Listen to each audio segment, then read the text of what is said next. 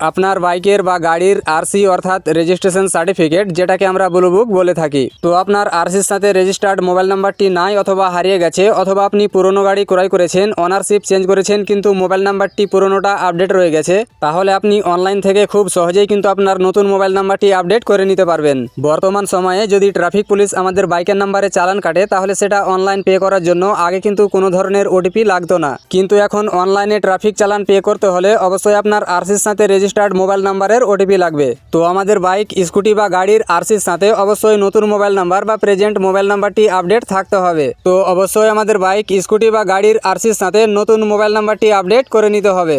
আরসিতে mobile number update করার জন্য আপনার আধার কার্ডের সাথে কিন্তু মোবাইল নাম্বার লিঙ্ক থাকা প্রয়োজন। ট্রাফিক চালান কিভাবে অনলাইনে পে করতে হয় তার জন্য চ্যানেলে অলরেডি ভিডিও রয়েছে, তার লিঙ্ক আমি ডেসক্রিপশনে দিয়ে দেবো, সেটা দেখে আপনি খুব সহজেই পেমেন্ট করে নিতে পারবেন। তো আজকের ভিডিওতে আপনাকে দেখাবো যে আপনার আরসির সাথে মোবাইল নাম্বার কিভাবে আপডেট করবেন তার সম্পূর্ণ প্রসেস দেখাবো। চ্যানেলে নতুন হলে অবশ্যই চ্যানেলটি সাবস্ক্রাইব করবেন এবং পাশে থাকা বেল বাটনে ক্লিক করে নোটিফিকেশন অল করে দেবেন।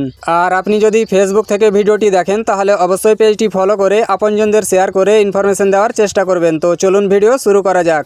গাড়ির আরসিতে নতুন মোবাইল নাম্বার আপডেট করার জন্য মোবাইল অথবা কম্পিউটারে যে কোনো একটি ব্রাউজারে সার্চ বারে এসে লিখবেন পরিবহন, লিখে সার্চ করে দেবেন। সার্চ করতেই আপনার সামনে পরবর্তী এরকম একটি ইন্টারফেস চলে আসবে। তো এখানে প্রথমে দেখেন পরিবহন.gov.in এর যে অফিসিয়াল ওয়েবসাইট, সেটি প্রথমে চলে আসবে। আপনি এই প্রথম লিঙ্কে ক্লিক করবেন। ক্লিক করতেই পরবর্তী এরকম একটি ইন্টারফেস চলে আসবে। তো এখান থেকে উপরের দিকে 2 নম্বরে দেখেন অনলাইন সার্ভিসেস বলে একটি বাটন রয়েছে এবং প্রথমে দেখেন ভেহিকেল রিলেটেড সার্ভিস, এখানে ক্লিক করবেন।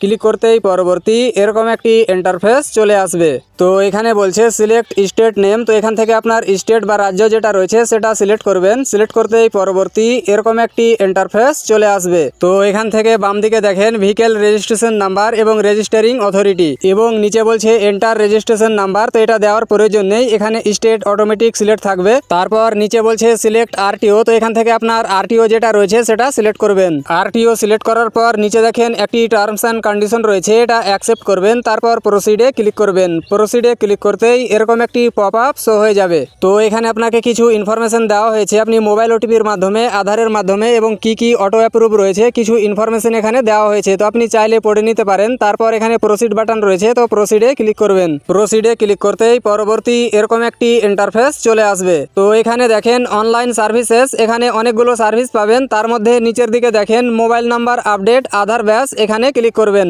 ক্লিক করতেই এরকম একটি পপ আপ আসবে, এখান থেকে ইয়েসে ক্লিক করবেন। ইয়েসে ক্লিক করতেই এরকম একটি ইন্টারফেস চলে আসবে। তো এখানে বলছে আপডেট মোবাইল নাম্বার এবং নিচে বলছে আপনি যদি কোনো ভুলভাবে ইনফরমেশন দেন তাহলে কিন্তু আপনাকে আরটিও ভিজিট করে মোবাইল নাম্বারটি আপডেট করতে হবে।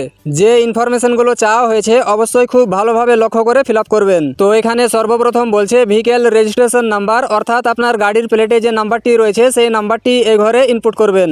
তারপর বলছে চ্যাসিস নাম্বার ফুল, আপনার চ্যাসিস নাম্বার পুরোটা কিন্তু এই ঘরে ইনপুট করতে হবে। তো আপনার চ্যাসিস নাম্বার আপনার ব্লু বুক অর্থাৎ আরসিতে পেয়ে যাবেন। তো এই ঘরে চ্যাসিস নাম্বারের পুরোটা ইনপুট করে দেবেন। তারপর বলছে ইঞ্জিন নাম্বার ফুল, তো আপনার ইঞ্জিন নাম্বার যেটা রয়েছে সেটাও কিন্তু আরসিতে পেয়ে যাবেন, দেখে দেখে সঠিকটা এই ঘরে বসিয়ে দেবেন। তারপর বলছে রেজিস্ট্রেশন ডেট, তো আপনার গাড়ির রেজিস্ট্রেশন ডেট যেটা রয়েছে সেটাও কিন্তু আরসিতে লেখা থাকবে, সেটা দেখে এখানে কিন্তু ক্যালেন্ডারে ক্লিক করে সেটা সিলেক্ট করে নেবেন। তারপর এখানে বলছে registration fitness valid up to date, এটাও কিন্তু আপনার আরসিতে পেয়ে যাবেন, সেটা দেখে এখানে ক্যালেন্ডারে ক্লিক করে কিন্তু ডেটটা সিলেক্ট করে নেবেন। সঠিকভাবে সমস্ত ইনফরমেশন ফিল আপ করা হয়ে গেলে নিচে দেখেন শো ডিটেলস, এখানে ক্লিক করবেন। এখানে ক্লিক করতেই আরো কিছু অপশন শো হয়ে যাবে। তো এখানে বলছে আধার নাম্বার, তো আপনার আধার কার্ডের যে নাম্বারটি রয়েছে সেই নাম্বারটি এই ঘরে ইনপুট করবেন। তারপর বলছে enter name as registered in Aadhaar, অর্থাৎ আপনার আধার কার্ডে যে নামটি রয়েছে সেই নামটি এই ঘরে লিখে দেবেন। তারপর বলছে enter mobile number as per Aadhaar, আপনার আধার কার্ডের সাথে যে মোবাইল নাম্বারটি লিঙ্ক রয়েছে সেই নাম্বারটি এই ঘরে ইনপুট করবেন। তারপর নিচে বাম দিকে দেখেন আই এগ্রি বলে একটি বক্স রয়েছে, এটা টিক চিহ্ন করবেন। তারপর ভেরিফাই ক্লিক করবেন। ভেরিফাই ক্লিক করতেই আরো কিছু অপশন শো হয়ে যাবে। তো এখানে বলছে এক্সিস্টিং মোবাইল নাম্বার ইন বহন, আপনার পুরানা মোবাইল নাম্বার যেটা রেজিস্টার্ড রয়েছে সেই নাম্বারটি কিন্তু এখানে দেখাবে। তারপর এখানে বলছে এক্সিস্টিং অনার নেম ইন বহন, আপনার গাড়ি যার নামে রয়েছে সেই নামটি কিন্তু এখানে দেখাবে। তারপর ডান দিকে দেখেন আপডেট মোবাইল নাম্বার, এখানে ক্লিক করবেন। ক্লিক করতেই এরকম একটি পপ আপ চলে আসবে।